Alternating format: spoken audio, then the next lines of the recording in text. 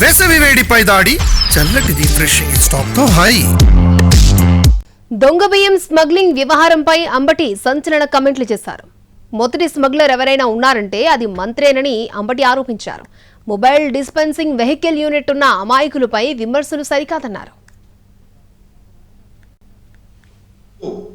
ఈ దొంగ బియ్యం వ్యవహారంలో మొదటి స్మగ్లర్ ఎవరైనా ఉన్నారంటే అది నాదెళ్ల మనోహర్, ఆ తర్వాత మీ అబ్బాయి పవన్ కళ్యాణ్ గారికి ఉందో లేదో నాకు తెలియదు.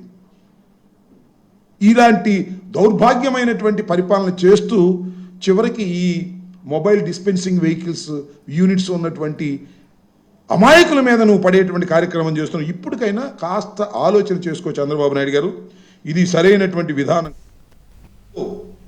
ఈ దొంగ బియ్యం వ్యవహారంలో మొదటి స్మగ్లర్ ఎవరైనా ఉన్నారంటే అది నాదెళ్ల మనోహర్, ఆ తర్వాత మీ అబ్బాయి పవన్ కళ్యాణ్ గారికి ఉందో లేదో నాకు తెలియదు.